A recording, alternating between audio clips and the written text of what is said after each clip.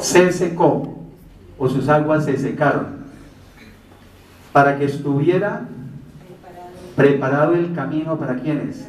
A los reyes del oriente, para preparar el camino para los reyes que vendrán del oriente, porque si va a reunir a todas las naciones ahí, ¿cierto? Pues tienen que venir de todas partes. Los principales representantes de los reyes del oriente, ¿quiénes son? Los chinos. Sí, la China. Porque dice, hay un texto en Apocalipsis que dice que vendrá un ejército del oriente que es de 200 millones de soldados. ¿Quiénes son los únicos que tienen 250 millones de soldados? 250, los chinos. Versículo 13. Y vi salir de la boca del dragón, de la bestia y de la boca del falso profeta. ¿Quiénes son el dragón, la bestia y el falso profeta? Entonces, así como hay una Trinidad divina, ¿cierto? La Trinidad divina, ¿quién es? El Padre, el Hijo, el Espíritu Santo. También hay una Trinidad satánica. O sea, Satanás imita todo lo de Dios. Entonces hay una Trinidad satánica, que es el dragón, que es Satanás, que equivale al Padre, ¿cierto?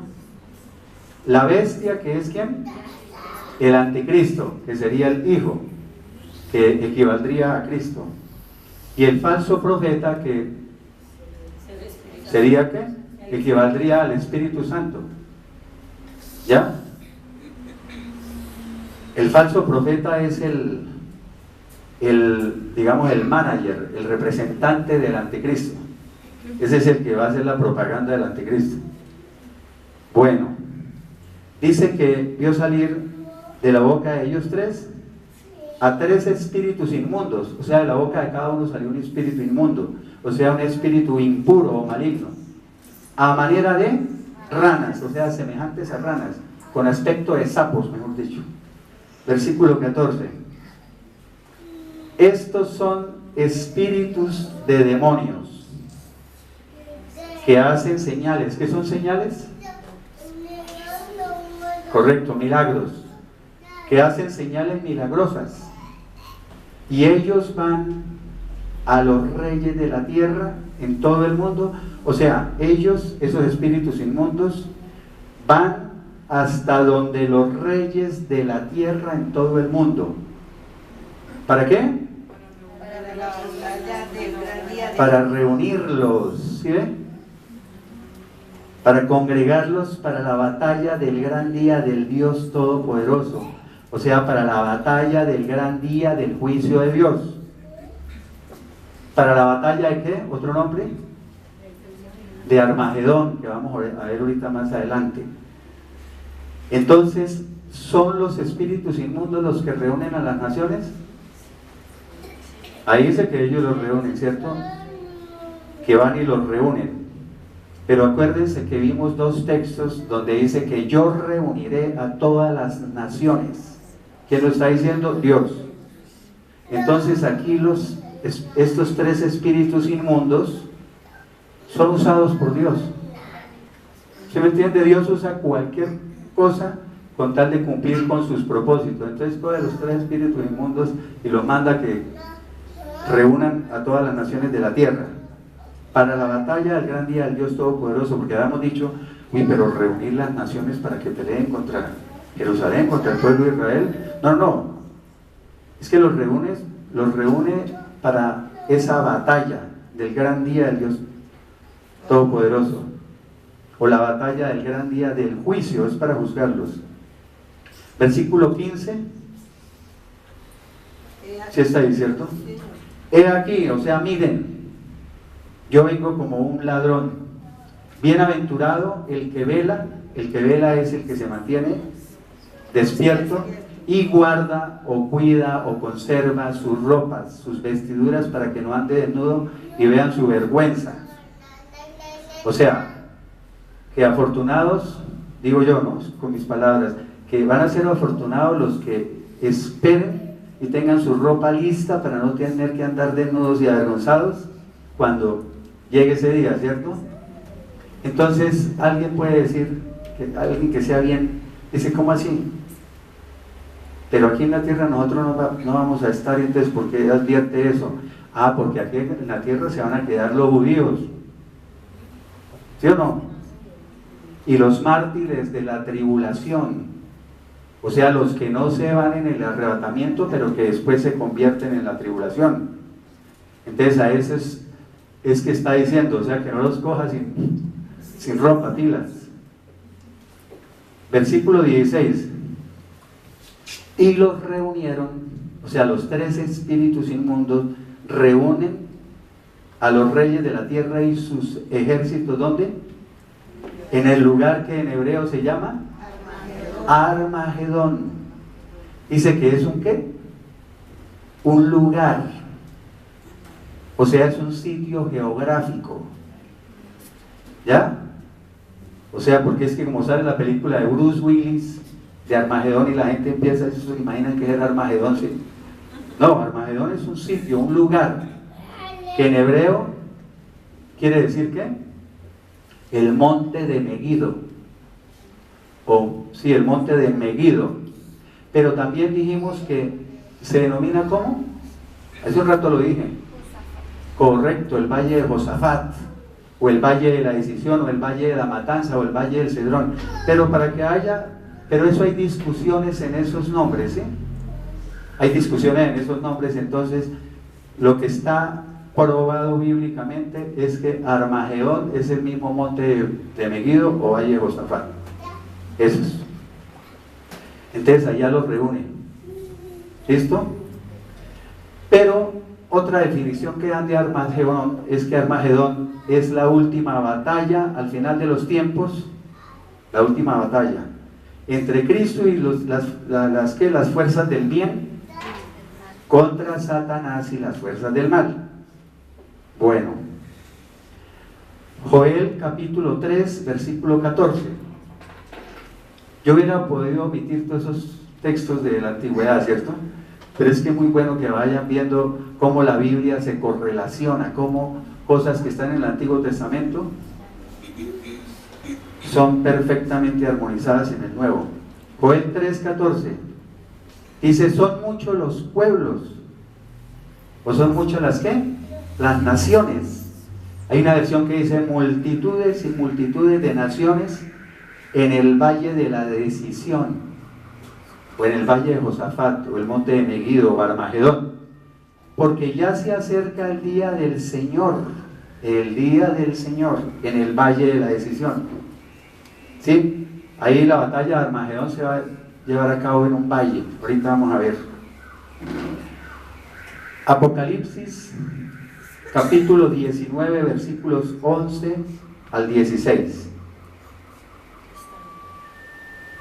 Ahí está. Dice, entonces vi el cielo abierto. Espérenme a ver dónde tengo que cambiar. Ya. Entonces vi el cielo abierto. O sea, cuando dice que aparecerá en el cielo la señal del Hijo del Hombre, que dijo Mateo, vi el cielo abierto y apareció un caballo blanco. Aquí tienen que no confundirse con Apocalipsis capítulo 6 versículo 2. En Apocalipsis capítulo 6 versículo 2 aparece también un caballo blanco con un jinete que viene con una coronita, una sola, ¿ya? Y con un cetro. Ese es el anticristo. En el primer sello del Apocalipsis es el anticristo, no confundirse, porque ese viene con, entre comillas, así lo digo burlándome, viene con una miserable corona, ¿ya? Y ahorita vamos a ver una cosa. Entonces dice que un caballo blanco, cuando el pueblo de Israel, ellos pensaron que el Señor Jesucristo venía a librarlos ¿de qué? A libertarlos de la opresión del pueblo romano. Entonces se imaginaban que el Señor Jesucristo iba a entrar en un corcel, en un caballo blanco, como entraban los conquistadores en esa época, Alejandro Magno y todos esos, y entró en un burrito a Jerusalén. O sea, los desilusionó, ¿ya? Mientras que aquí se dice que en un caballo blanco. Cuando vino el Señor Jesucristo por primera vez a la tierra, ¿sí? Él vino como un corderito, ¿cierto? Manso y humilde, que lo cogieron y eso le pegaron, lo azotaron, le dieron bofetadas, puños, lo escupieron, le arrancaron los pelos de la barba, se burlaron de él, ¿ya? Y lo mataron. Ahorita ya no va a venir como un corderito, ya viene como un león. Y dice la palabra de Dios que como el león de la tribu de Judá, o sea, viene rugiendo, mejor dicho. Dice, y el que lo montaba, Cristo, dice, o sea, su jinete se llama fiel y verdadero, porque con justicia juzga y pelea. O sea, con rectitud dicta sentencia y hace la guerra. Versículo 12. Sus ojos eran como llamas de fuego, y en su cabeza había ¿qué? Muchas diademas. ¿Qué son diademas? Correcto. Muchas coronas. O sea, ¿qué significa muchas? La corona en la Biblia representa autoridad. El otro viene con una coronita. Muchas coronas significa mucha autoridad. Y tenía escrito un nombre que ninguno conocía o nadie entendía sino él mismo.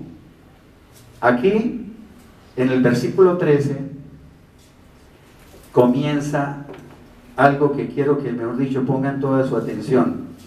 Estaba vestido con una ropa teñida en sangre, o sea, una ropa empapada en sangre, y su nombre era la palabra de Dios o el verbo de Dios. Sí, es lo mismo, la palabra o el verbo.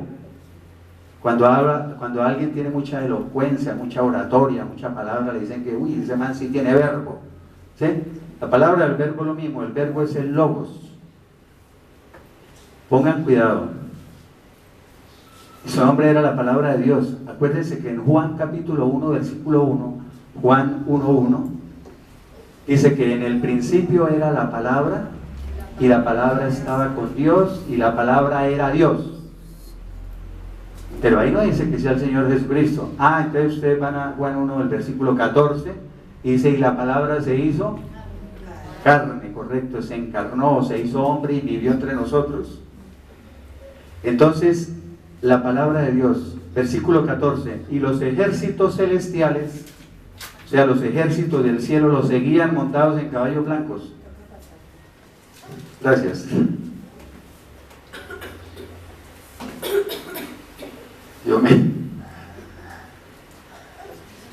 Los seguían montados en caballos blancos.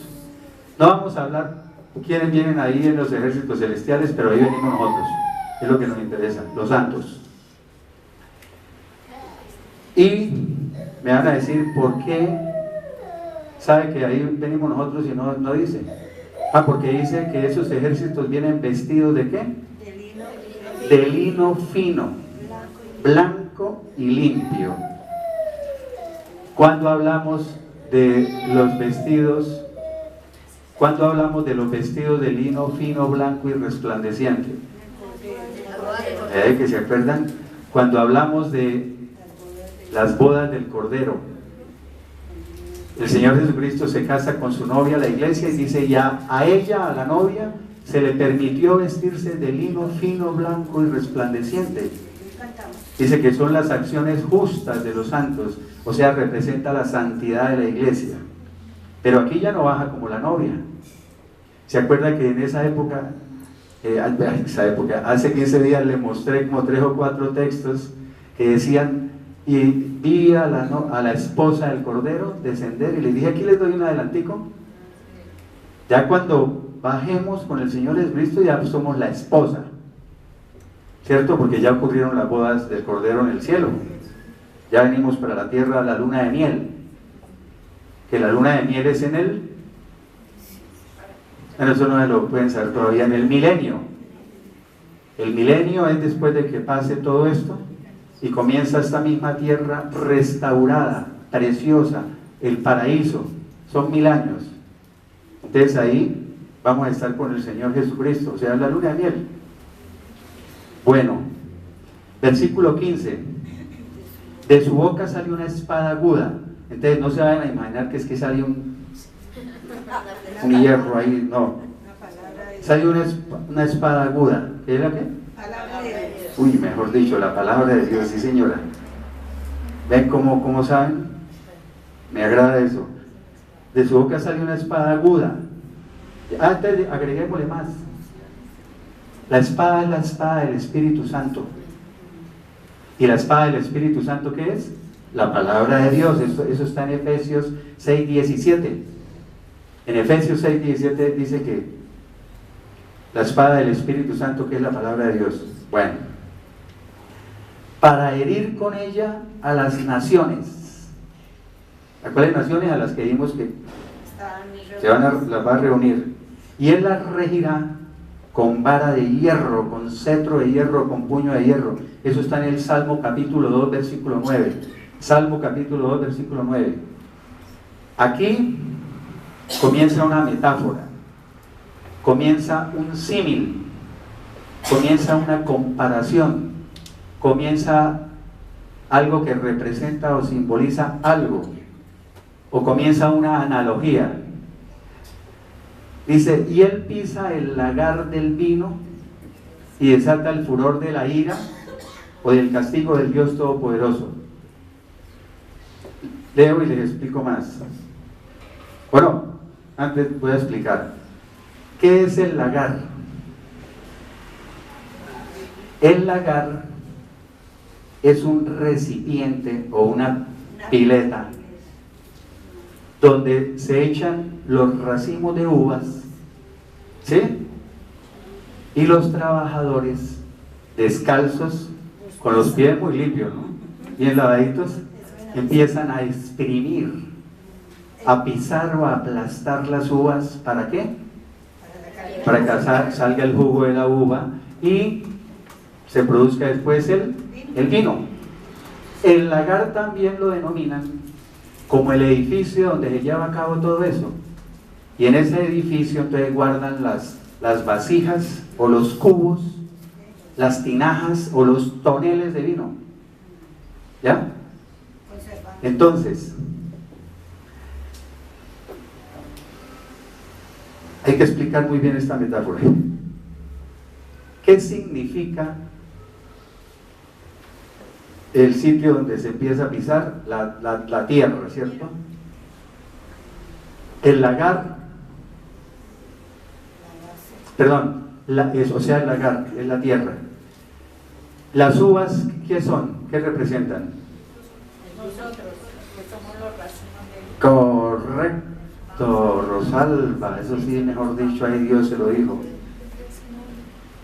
Las uvas son los hombres y el jugo de uva es sangre. ¿Sí queda claro? El sitio donde se hace, o sea, en el lagar, es la tierra. Las uvas son los hombres y el vino, el jugo de uva es la sangre. ¿Quedó claro, no? Bueno, entonces se lo digo más claro. Dice que Cristo, Él mismo exprime o pisa las uvas, las aplasta en el lagar, Cristo, para sacar el vino que representa el terrible enojo del Dios Todopoderoso. ¿Ya? O sea, ese proceso se compara con la ejecución de la ira de Dios. Se compara o simboliza, ¿ya? La ejecución de la ira de Dios. Bueno, versículo 16. Y en su vestidura, o sea, el que viene en el caballo blanco, no hay que cambiar todavía, ¿no? En su vestidura, o sea, en su manto o en la túnica, y en su muslo, tiene escrito o lleva inscrito este nombre o este título: Rey de Reyes y Señor de Señores. Por eso tiene Señor de Señores, por eso tiene muchas coronas, ¿no? Los reyes tienen corona, y si Él es el Rey de todos los reyes, pues Zacarías capítulo 12, versículo 10. Zacarías 12, 10. Dijimos que Zacarías 520 años antes de que Cristo viniera a la tierra está diciendo esto. ¿Ya? Y derramaré sobre la casa de David y sobre los moradores de Jerusalén un espíritu de gracia. Otras versiones de la Biblia dicen el espíritu con mayúsculas, el Espíritu Santo de gracia, o sea, el espíritu de salvación.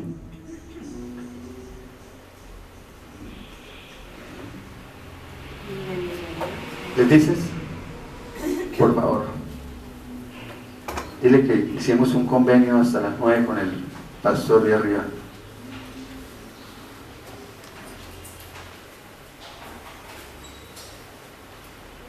Un espíritu de gracia, un espíritu de salvación. ¿Ya? Ahí les está hablando a quienes, a los judíos. ¿Ya? Les está diciendo a los judíos cuando sea el día del Señor o cuando Él regrese. Y mire lo que dice Zacarías. Y me mirarán a mí. ¿Quién está hablando ahí? El Señor Jesucristo, pero podemos confirmarlo porque dice, y me mirarán a mí, a quien traspasaron. O sea, antes de que viniera a la tierra, ya Él estaba hablando, para que veamos que el Padre, el Hijo y el Espíritu Santo son el mismo. Porque en Zacarías uno dice, no está hablando de Jehová, ¿sí o no? Yahvé. Pero es el Señor Jesucristo el que personalmente está diciendo, y me mirarán a mí. O sea, le está diciendo a los judíos, cuando ocurra ese día, yo les voy a dar un Espíritu Santo de salvación a ustedes, porque Él viene a juzgar a los judíos, pero también los va a salvar, como lo vamos a ver más adelante. Él los va a salvar. Pero dice que esos judíos ese día lo tienen que mirar a Él, a quien traspasaron, o sea, a quien atravesaron con una lanza y atravesaron sus manos y pies. Y otra vez, lágrimas de cocodrilo, digo yo. Sí, porque ahorita hay la oportunidad de convertirse a Cristo y la gente no quiere. Entonces van a esperar este día, ¿para qué? Y dice, y llorarán. No solamente los judíos, sino los que no han querido recibir, los que no recibieron a Dios. Y llorarán, o sea, harán duelo como se llora por el hijo unigénito, o sea, por el único hijo, ¿no? Afligiéndose como quien se aflige por el primogénito. Primogénito es el primer hijo. Y por eso dice, mirarán a mí a quien traspasaron. ¿Se acuerda Apocalipsis 1:7 donde dice que todos lo verán? Aún o incluso los que lo traspasaron, dice. Por eso el Señor Jesucristo, póngale cuidado lo que les dijo el Señor Jesucristo cuando estaba en la tierra a los judíos. En Mateo 23:39, que no lo traje. No lo traje. Mateo 23:39, estos son añadiduras. Porque les digo que desde ahora ya no volverán a verme hasta que digan, bendito el que viene en el nombre del Señor. No volverán a verme hasta que digan, bendito el que viene en el nombre del Señor. ¿Cuándo lo vuelven a ver? Cuando regrese, en el día del Señor. Y ahí les toca agachar la cabeza, ¿cierto? Lamentarse y decir, bendito el que viene en el nombre del Señor. Cuando lo reconozcan, entonces como el Mesías, ahí sí lo reconozcan que Él era el Cristo, entonces todo Israel será salvo. En Romanos 11:26, para que lo lean si quieren, Romanos 11:26 dice, entonces todo Israel será salvo. Todo Israel no se refiere a todos sino a los que están ahí. Todos se van a arrepentir y todos se van a salvar. ¿Listo? Bueno, Apocalipsis capítulo 14, versículos 17 al 20.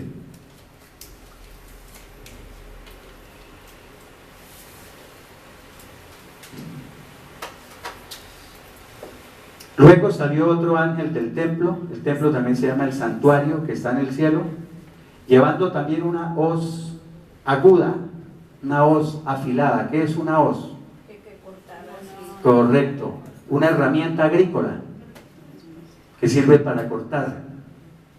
¿Sí? Una cuchilla metálica en forma de media luna que se coge así y es como una cuchilla. Eso es para cortar. Y salió del altar otro ángel que tenía poder sobre el fuego y llamó a gran voz al ángel que tenía la hoz aguda diciéndole: mete tu hoz. ¿Qué significa la hoz? ¿Qué significa aquí? La hoz es el juicio, el severo juicio de Dios. Dice: mete tu hoz y vendimia.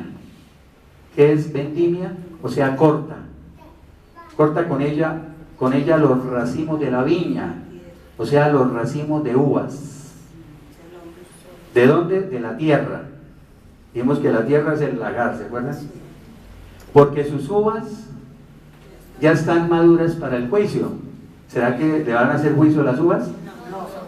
Es que las uvas son los hombres. O sea, las uvas ya están maduras para el juicio.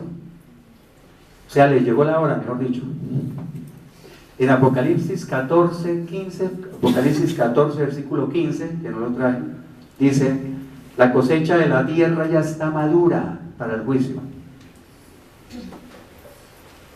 Entonces el ángel metió su hoz en la tierra, o sea, pasó su hoz sobre la tierra y vendimió, o sea, cortó la viña o los racimos de uvas de la vid de la tierra, y echó las uvas en el gran lagar de la ira de Dios. ¿Sí? O sea, arrojó las uvas en el gran recipiente o en la enorme pileta que se usa para exprimirlas y que simboliza ¿qué? Simboliza o representa la ira de Dios. Acuérdense que vimos que el Señor mismo las exprime, las pisotea, las aplasta. Y el lagar fue pisado fuera de la ciudad. ¿Por qué dice el lagar fue pisado fuera de la ciudad? Que fue en un campo. Sí, pero es porque es fuera de Jerusalén. Donde va a haber la batalla de fuera de Jerusalén, en los montes de Israel. Armagedón y todo eso queda, por eso dice fuera de la ciudad. Y del lagar donde se exprimen, o sea, del recipiente de la piel, ¿salió tanta qué? Sangre. Si ven que no sale juguito de uva. Y del lagar salió tanta sangre porque está representando el juicio de Dios contra los hombres. O sea, brotó como un río de sangre que llegó hasta la altura de los frenos de los caballos. Un caballo es como por aquí. Los frenos es acá. Mejor dicho, hasta esta altura llega de sangre. Y dice, y en una extensión o a una distancia, la sangre de 1600 estadios, que equivale a 300 kilómetros, o sea, 180 millas. Se va a extender la sangre por toda esa. Pero es que imagínense todas las naciones reunidas ahí. Imagínense esa batalla, cómo va a ser. ¿Ven? Por eso estas predicaciones no le gustan mucho a muchos predicadores, porque, y dense cuenta de una cosa, que está uno en Apocalipsis 19 y se salta Apocalipsis 14, y está en el capítulo 14 y se salta Apocalipsis 15, porque no hay una secuencia cronológica en Apocalipsis. Por eso para preparar un tema de estos es bien difícil. Sí. Isaías 63 del 1 al 6. Esto es una belleza cuando uno lo profundiza. Isaías 63 del 1 al 6 dice: ¿quién es este que viene de Edom, desde Borra, con vestiduras de colores brillantes? Hay una versión que dice específicamente: ¿quién es este que viene vestido de rojo? ¿Ya? ¿Quién es este de ropa esplendorosa que marcha en la grandeza de su poder? Entonces contesta el Señor Jesucristo: soy yo. Esto es el Antiguo Testamento, ¿no? El que habla con justicia y que es grande o poderoso para salvar. ¿Quién es el que da la salvación? Cristo. Le preguntan: ¿por qué es rojo tu vestido?